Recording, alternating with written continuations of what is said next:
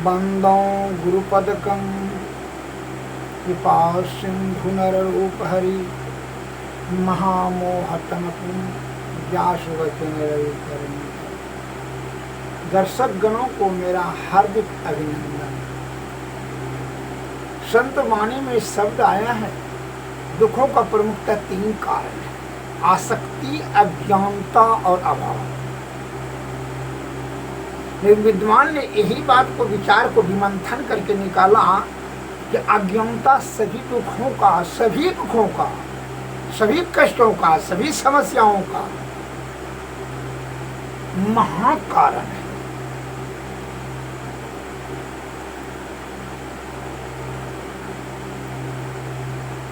अज्ञानता का नाश होने के लिए ज्ञान की प्राप्ति, अर्थात जब ज्ञान प्राप्ति हो जाएगा तो अज्ञानता अपने आप दूर हो जाएगी। और ज्ञान प्राप्त करने की क्या विधि है? आत्मचिंतन, गुरु का मार्गदर्शन,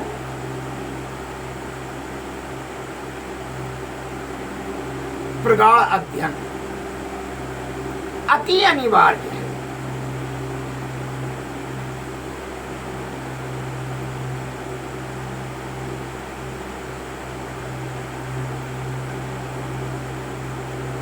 पानी में डूबना ये समस्या नहीं है। जो तैरने के लिए जानता है वो तैर करके निकल गया, उसके लिए कोई समस्या ही नहीं रहा। लेकिन जो तैरने के लिए नहीं जानता है, जिनके पास तैरने का ज्ञान नहीं है, वो डूब करके मर गया, तो उसे क्या कहते हैं? कि ज्ञान के अभाव में, अर्थात तैरने का ज्ञान नहीं था, उसके अभाव में वह मृत्यु को प्राप्त किया।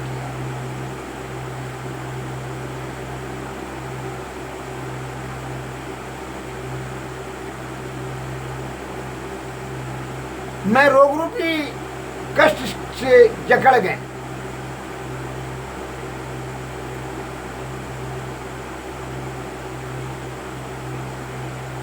वह भी अज्ञानता के ही कारण से।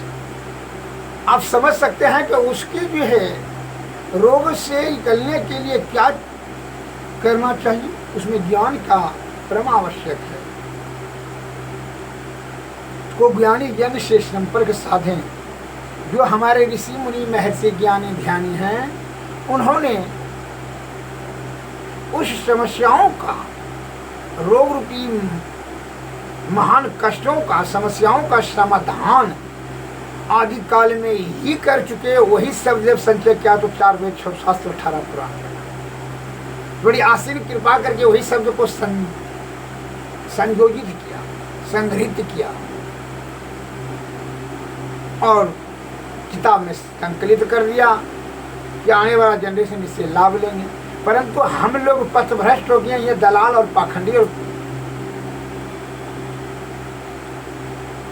पूंजीपति तथा षड्यंत्रकारियों के लोभी लंपट, जो धन से आसक्ति है, ऐसे सब चालबाजों का चक्कर में फंस करके मूल ज्ञान से दूर हो गए और उलूल बिलूल ज्ञान मस्तिष्क में।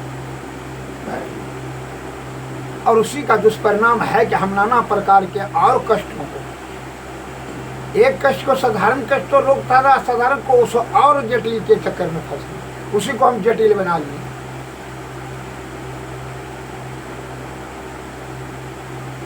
यह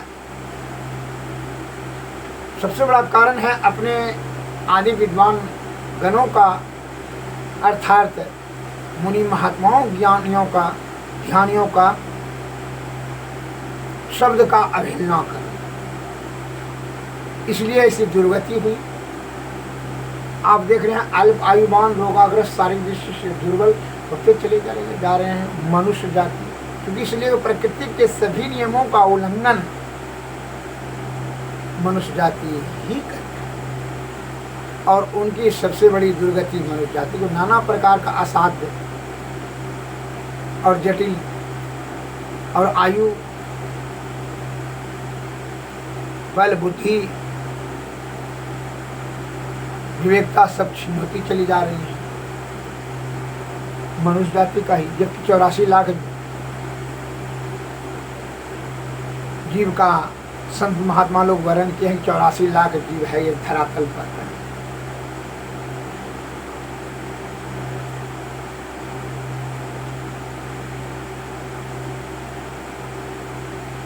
एक प्रेरक कथाएं श्रवण करें।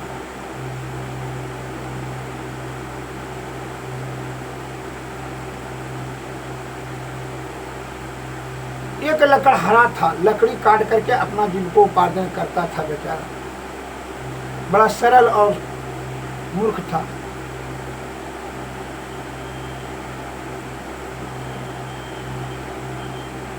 उसका काम था कि लकड़ी काट के जंगल से लावे और बाजार में बेच कर करके अपना भरण पोषण करता था। बड़ा गरीब था। उसकी दरिद्रता और गरीबी पर तरस खा करके, बड़ा सरलता पर, क्योंकि इसलिए कि ईश्वर का भक्ति भी करता था वह।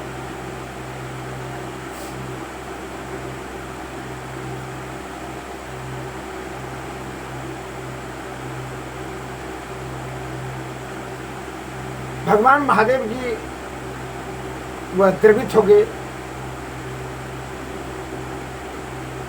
महादेव जी का वो पूजा पाठ, ध्यान, भजन, भक्ति करता था। तो उनकी गरीबी पर दया करके जो महादेव जी ने उनको बोला, एक दिन प्रकट होकर के,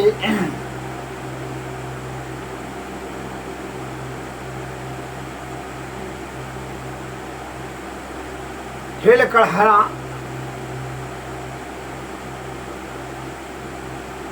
मांगो तुम एक वरदान, कुछ भी मांग सकते हो। एक वरदान मैं देने के लिए तैयार हूं। जो भी मांगना एक ही वरदान देंगे, एक वरदान मांगो, इससे अधिक नहीं। तो ठीक है प्रभु, जब आप इतना कृपा कर रहे हैं, एक वरदान देने तैयार है, ठीक है, हम सोच समझ कर करके अपने परिवार से सलाह मशवरा कर करके हम आते हैं, तब भगवान आपसे हम वो एक वरदान मांग लेंगे। आप इसी जगह ठहरिए। ठीक है, आओ। भगवान भोलेनाथ आदेश दे दिए, ठीक है, तुम परिवार में सलाह मशवरा कर करके आओ, क्या मांगना। क्योंकि परिवार के प्रति बड़ी श्रद्धा और स्नेह था, और हर सज्जन को रहता भी है, तभी न भरण पोषण करने के लिए अपनी शक्ति आयु सब लगाता है। कर्म को कर्म जो भी कर कर करके जो परिवार का ही भरण पोषण है, शक्ति और स्नेह और आसक्ति कारण से, प्रेम के कारण से, तो वह जो है अपना घर आकर के अपने माता से अर्थात अपनी माँ से पूछा कि माँ, भगवान भोलेनाथ ने प्रकट होकर के एक वरदान मांगने के लिए कहा, तो हम बोले कि सलाह लेकर के हम आते हैं। तो माँ क्या मांगना चाहिए? उनकी माँ सूरदास थी। तो माँ ने अपने स्वार्थ सिद्ध करने के लिए कहा कि हमारा आँख मांग लो, हम देखने में सामर्थ्यवान हो जाए। तो ठीक है, पूछते हैं पिताजी से। पिताजी से जाके पूछा तो पिताजी भगवान भोलेनाथ बड़ा द्रवित हुए हैं, उन्होंने एक वरदान मांगने का वचन दे रहे हैं, अर्थात दिए हैं। तो क्या मांगना चाहिए? पिताजी ने कहा, अरे बहुत गरीब, बहुत दरिद्र हैं, सोना चांदी धन मांग लो, धनवान हो जाएंगे, धनवान हो जाएंगे, सभी समस्याएं का समाधान हो जाएगा। कहा ठीक है, पत्नी से पूछ लेते हैं। तो पत्नी के पास आया, बोला, कड़हरा पूछता अपनी पत्नी से कि भोलेनाथ बहुत प्रसन्न होकर के मुझे एक वरदान मांगने के लिए वचन दिए हैं, क्या मांगना चाहिए? एक ही वरदान देगा। लेकिन तो पत्नी कहती है कि माँ क्या बोली? क्योंकि माँ तो बोलती है कि आंख मांगू। क्योंकि पिताजी ने कहा कि सोना चांदी धन मांगो। उसकी पत्नी बोलती है वो दोनों बुढ़ा बुढ़िया क्या बोले, सोना चांदी हम क्या करेंगे, हमको तो पुत्र नहीं है तो पुत्र मांग लीजिए। वो दोनों तो बुढ़ा बुढ़िया ऐसे ही दिन है, साल 2 साल में मर गए करें, उसका क्या बात मांगते हैं। अब बुढ़िया का आंख में लिए करके क्या फायदा होगा? उत्तर के देकर काट दिया। पिताजी का बेसी धन हो जाएगा तो चोर डकैत चुरा लेगा। उस तरह के देकर के उसका सबका बस बात काट दिया और वो अपना जो है जो दिमाग में उसको बैठा हुआ है वही बात उन्होंने बताई उसकी पत्नी ने कि जो है आप एक पुत्र मांग लीजिए। कहा है कि बांझ कहा कर करके बड़ी अपमानित गांव वाले करते हैं, इसलिए आप एक तो पुत्र मांग लीजिए तो खानदान चलते रहेगा। मान लीजिए धन मांग लीजिएगा, पुत्र नहीं रहेगा तो कौन भोगेगा? पड़ोसी वाला का सबका हो जाएगा। इसलिए पुत्र ही मांगिए। ये पुत्री रहना बड़ी दुखदायी है। बांझ कहेगा आपको भी पुत्र कहता है गाँवला का ठीक है। इस तीनों माता पिता तथा पत्नी, इन तीनों का दिमाग उनके दिमाग में घूरने लगा। वो बड़ा चिंताग्रस्त हो गया कि अब क्या मांगे। उनका दिमाग तो असंतुलित हो गया, डिसीजन पर कुछ पहुंच नहीं पा रहा था कि किनका बात को अवमानना करें, नहीं माने, और किनका बात को अमल करें। दिमाग उनका जो है मस्तिष्क सही दिशा से काम नहीं कर रहा था। वो चिंतातुर होकर करके भगवान के पास आने लगा मंदिर।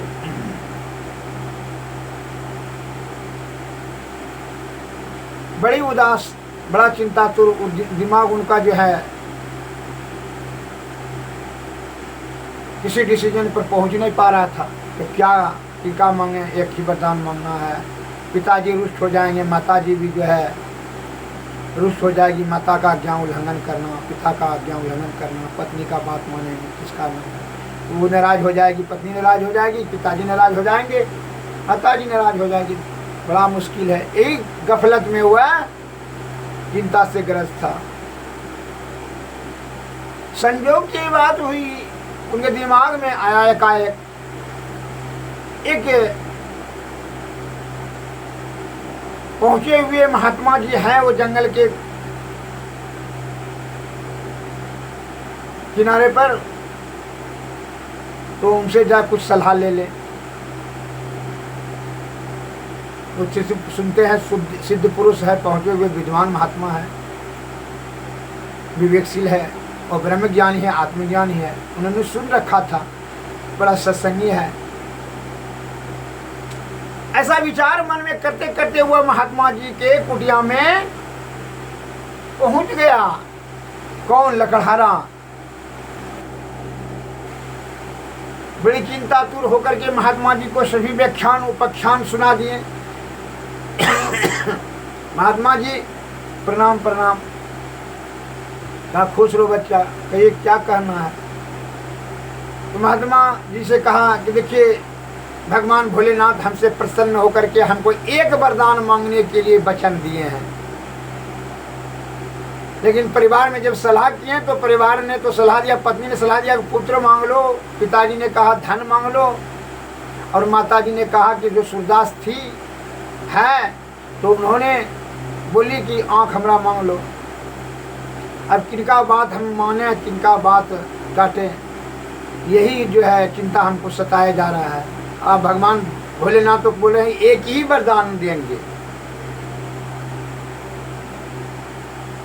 अगर पत्नी का बात मांगते हैं तो माता पिता रुष्ट हो जाएंगे, माता का बात मांगते पत्नी रुष्ट हो जाएगी, पिताजी रुष्ट हो जाएंगे। अब क्या करें, यही चिंता।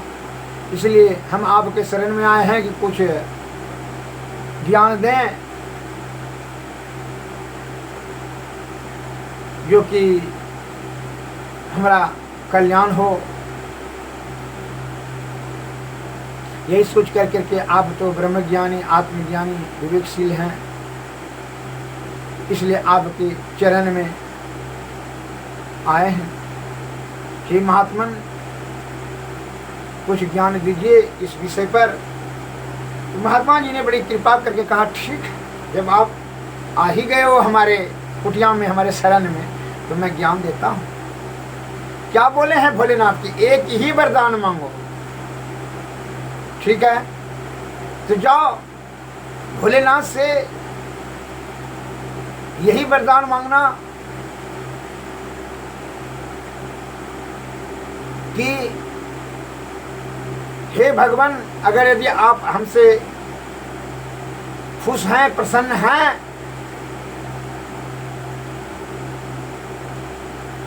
तो हमारी माता का इच्छा है कि 100 वर्षों तक अपने पोता को सोने के झूले में दूध भात खाते हुए वो देखना चाहती है। यही हमारी माता का इच्छा है, अतः हमारी माता का इच्छा को पूर्ति करने की कृपा करें।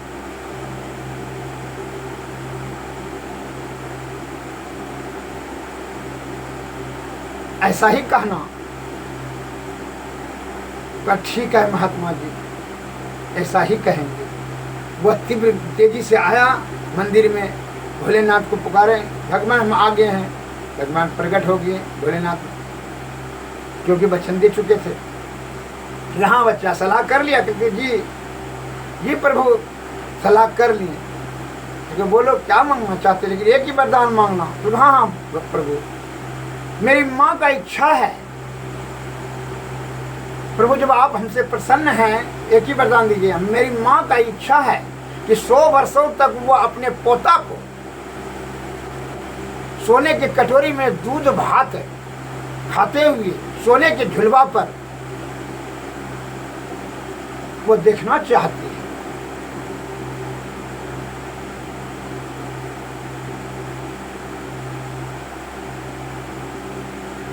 सौ वर्षों यही हमको वरदान दीजिए, यही हमारी माता का इच्छा है। कायव मस्तु, ऐसा ही होगा। और भोलेनाथ ने कहा, समझ गए, वो तो परमपिता परमेश्वर है। यह बुद्धि किसने दिया, यह ज्ञान तुमको किसने दिया, करके आप तो भगवान अंतर्जामी हैं, आपसे क्या छिपाना। ये तो महात्मा जी जो जंगल के किनारे में थे, उन्होंने ही हमको ज्ञान दिया, यही भगवान से मांग लीजिए। तो ठीक है, इसीलिए संत वाणी में आया है शब्द, संत दरस फल परम अनूपा, ब्रह्म दरस सहज जीव स्वरूपा। संत का अगर दर्शन हो जाता है तो परम लाभ की प्राप्ति। संत दरस फल परम अनुपा, अनुपम फल की प्राप्ति, अर्थात तो पाप जल के राख हो जाए, अलौकिक प्राप्ति, सुख समृद्धि में, आत्मा में विवेक जागृति। ब्रह्म दरस सहज जीव स्वरूपा, अर्थात जब निज स्वरूप में ध्यान योग से निज स्वरूप में जो ब्रह्मांड पर जब परब्रह्म की जो प्राप्ति, जीवात्मा जब परब्रह्म पर चला जाएगा निज स्वरूप में, अपने स्वरूप में, तब क्या होगा, परब्रह्म की प्राप्ति अर्थात मोक्ष। इसलिए मैं देशवासियों को यह संदेश देना चाहता हूँ कि विवेकशील प्राणी से ही आप सलाह मशवरा प्रेरणा लें। है पूंजीपति और पाखंडी और दलाल इस सबके चक्कर में अपने स्वास्थ्य रूपी अनमोल हीरा को नो व्यर्थ में गंवावें। का जब से ये बड़ा बड़ा जो डॉक्टर साहब आए हैं तब से हमारी आयु छीन होती चली जा रही है। नाना प्रकार का हाई एंटीबायोटिक दवा दे कर करके, नाना प्रकार का केमिकल युक्त भोज्य पदार्थ को सेवन करा कर करके, औषधि सेवन करा कर करके हमारे इम्यूनिटी पावर को छीन करके चली जा रही है। आयु भी छीन होते जा रहा है और नाना प्रकार का असाध और जटिल रोगों से हम ग्रसित होकर करके आधे उम्र में यहाँ से पलायन कर रहे हैं, अर्थात मृत्यु को प्राप्त करते हैं। रोग रूपी कष्ट वे दलदल में धंसते ही चले जाते हैं। असाध और जटिल से जटिल बीमारी मानव जाति को ही होती चले जा रही है। ये हमारे देश के प्यारे सज्जनों, बूढ़े बच्चे और नौजवान, हमारे देश की जड़ी बूटी में अद्भुत शक्ति गुण प्रचुर पर्याप्त मात्रा में उपलब्ध है। जो भी आयुर्वेद की आलोचना करता है वह मतिमंद है, अर्थात उसको पाप रूपी जो है पोटली उसके मस्तिष्क पर चढ़ा हुआ है। इसलिए यह आयुर्वेद जो कि हमारी माता है, प्रकृति द्वारा बड़ी आसीन कृपा कर करके के बड़ी अनुकंपा से प्रकृति ने यह प्रदान किए है। हमारे सुरक्षा, सुव्यवस्था, शुद्धता, निरोगता, आरोग्यता को प्राप्त कराने के लिए इनकी अपेक्षा सबसे बड़ी भारी भूल हो गई, सबसे बड़ी भारी भूल हो गई और हो रही है। उसका दुष्परिणाम है कि हम आधे उम्र में जो है नाना प्रकार के रोग से ग्रसित होकर चले जाए। किसी प्रकार के रोग के बारे में आयुर्वेद ही सर्व सर्वोत्तम सर्वोपरि रसायन, ऐसा भगवान धर्मतीर्थ साहब ने कहा है। जिन सज्जन को विस्तृत रूप से जानकारी प्राप्त करने की इच्छा हो, आयुर्वेद सेवा लेने की इच्छा हो, तो आप हमसे संपर्क करें। मेरा मोबाइल नंबर 93 34 70 46 25। निरंतर आपकी सेवा में मैं 40 वर्षों से निरंतर। हमारे पिताजी भी वैद्य थे, हमारे दादाजी भी वैद्य थे। मैं वैदिक वंश से हूँ, वैद्य ही मेरा जो है, मेरा पुत्र भी वैद्य है। आप जिन सज्जन को आयुर्वेदिक भाषण प्रकरण तथा जड़ी बूटी प्रकरण की सेवा लेने का इच्छा हो, आप हमसे संपर्क साधें। जय भारत, जय हिंद, नमस्कार।